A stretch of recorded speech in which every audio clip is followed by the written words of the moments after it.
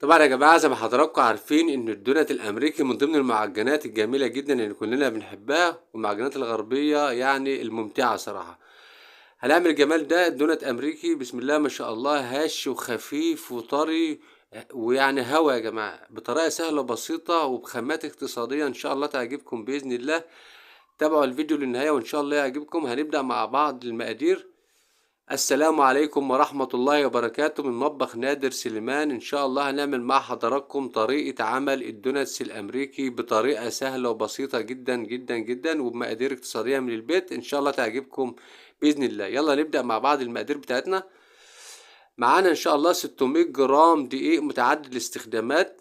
معايا حوالي 670 معايا 270 ملي مية، ومعايا 60 جرام زبدة، ومعايا بيضة، 15 جرام حليب بودر، 60 جرام سكر عادي، 5 جرام ملح، و10 جرام خميرة فورية. هنبدأ مع بعض إن شاء الله العجين بسرعة.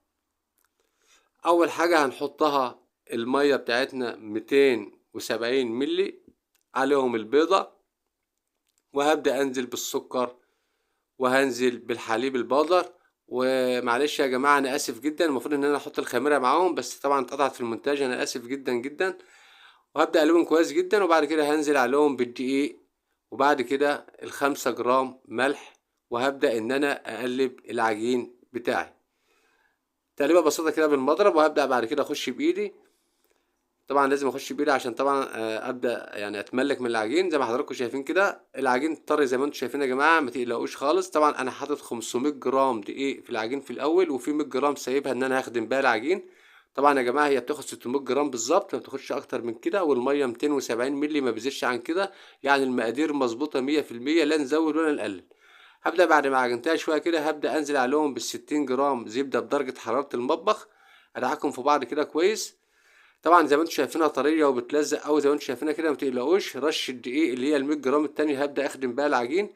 زي ما حضراتكم شفتوا كده بسم الله ما شاء الله، العجينه طريه وناعمه، ما هيش ناشفه يا جماعه. عجينه الدونات بتبقى طريه وفيها تلزيقه خفيفه زي ما انتم شايفين كده، تبقاش تلزيقه قوي عشان ما تبقاش سايحه قوي ولا تبقى جامده قوي، بتبقى فيها تلزيقه بسيطه زي ما حضراتكم شايفين كده. هبدا ان انا اسيبها 10 دقايق ربع ساعه اريحها بس.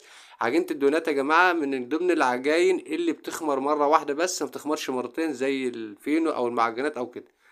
هنبدأ بعد كده، سيبناها 10 دقايق ربع ساعة، الخميرة بدأت تمشي فيها، وهبدأ إن أنا أقطعها على 19 قطعة بوزن 50 جرام، وزي ما انتوا عايزين. بس أنا شايف إن 50 جرام كويس جدا. زي ما انتوا شايفين حبة الدونات بسم الله ما شاء الله، 50 جرام وزنها يعني كويس جدا. زي ما انتوا شايفين كده على الميزان 50 جرام هتطلع معايا 19 قطعة دوناتس. هبدأ بعد ما قطعتهم 19 قطعة، هبدأ إن أنا أكورهم كور زي ما حضراتكم شايفين كده، بحيث إن تبقى الكورة ناعمة. وهبدأ أقفلها من تحت زي ما انتم شايفين كده. هلف 19 قطعة كورة زي ما حضراتكم شايفين زي كده، وهبدأ أقفلهم من تحت عشان ميبقاش فيهم أي هوا. بعد ما قفلت أو بعد ما كورت ال19 قطعة زي ما حضراتكم شايفين، طبعا هقفلها من تحت عشان مفيش أي هوا يخش لها ولا أي حاجة. وهبدأ أجيب بالبلة من بتاعة الصب بتاعة الكيس. حاجة أنا عايز الظهر بتاعها اللي هو الدوران بتاع البلبلة من ورا. هبدأ إن أنا أجيب القطعة زي ما حضراتكم شايفين، وهبدأ بس ببطن إيدي كده أبطها زي الكحكاية كده، وهبدأ أضغطها بالبلة من النص كده ضغطة، وهبدأ ألف بحيث إن أنا أشيل قطعة العجين اللي في النص زي ما حضراتكم شايفين، بحيث إن أنا أفرغ قلبها زي كده، ويبقى قطعة الدونات زي ما حضراتكم شايفين. طبعا يا جماعة أنا بفضل الطريقة ديت عن إن إحنا نقطع بقطعة كبيرة وقطعة صغيرة من النص، لان في ديت بنضغط بنصفي منها اي هواء، ما يعيش فيها اي هواء زي ما حضراتكم شايفين. شوفوا يا جماعه اهي، ضغطتها بايدي بالراحه، بطتها بطه بسيطه زي الكحكايه كده. بعد ما قفلتها ما فيها اي هواء خالص، بطه بسيطه خالص زي كده. وطبعا دي طريقه يا جماعه جديده طبعا بالنسبه للشغالين جداد طبعا. هبدا اضغط، شوف الضغط يا جماعه، شوفوا اول ما بضغط عليها بتضغط العجينه بتطلع منها اي هواء زي ما حضراتكم شايفين. ببدا الفها لفه بسيطه كده، بفصل الجزء الجواني ده زي ما حضراتكم شايفين. فرغت قلبها زي ما انتم شايفين بسم الله ما شاء الله، شكل الدونات طالع ولا اروع من كده، على ورق زبده متقطع مربعات زي كده، كل قطعه على ورقه. زي ما حضراتكم شايفين هقطع 19 قطعه بنفس الطريقه. ما شاء الله الدونات بتاعنا ولا اروع من كده. طبعا ال5 قطع الباقيين دول يا جماعه دي الزوايد بتاع العجين، كورتهم وقطعتهم جابوا معايا 5 كلهم بقى 24 قطعه. طبعا بعد ما سبتهم ساعتين في التخمير، بسم الله ما شاء الله الخميره، طبعا العجين في التخميره يا جماعه شكله ولا اروع من كده. الدونات يعني الدونات بتاعنا بعد الخميره الحبه واقفه مكانها زي ما انتم شايفين وخمرانه وزي الفل. هبدا اجهز الزيت بتاعنا على درجه حراره 150 او 160 مئويه زي ما حضراتكم شايفين، وهبدا عيش بيغلي قوي يا جماعه عشان الدونات يعني يستوي فيه وفي نفس الوقت ما يشعوطش او ياخد لون غامق. هبدا انزل المقليه بتاعتي يا جماعه هتاخد حوالي من 6 قطع زي ما حضراتكم شايفين. هتاخد من تحت ربع دقيقة أو دقيقة وربع، ومن فوق دقيقة أو دقيقة وربع حسب سخونة الزيت. طبعا يبقى الزيت متوسط يا جماعة، ميبقاش بيغلي قوي عشان تستوي يبقى شكلها كويس، متبقاش محروقة ولا شيء زي ما حضراتكم شايفين. هبدأ إن أنا أسيبها حوالي دقيقة أو دقيقة وربع، من دقيقة لدقيقة وربع تاخد اللون من تحت، وبعد كده هقلبها تاخد اللون من فوق دقيقة دقيقة وربع زي ما حضراتكم شايفين كده. هسيبها بسم الله ما شاء الله. طبعا يعني الدونات مش قادر اتكلم يا جماعه، الصوره بتتكلم يا بقى عن نفسها، مش محتاجه تعليق والله يا جماعه. والله انا اتعاملت في المقادير وبالعيارات بتاعتي بكل امانه وبكل مصداقيه، يعني العيارات مظبوطه 100% زي ما حضراتكم شايفين. ما شاء الله الدونات بتاعنا زي ما انتم شايفين. اهم حاجه الخط الابيض ده يا جماعه اللي هو بيفصل بين الوش والظهر زي ما حضراتكم شايفين، ده نجاح الدونات، من ضمن نجاح الدونات برضو الخط الابيض ده.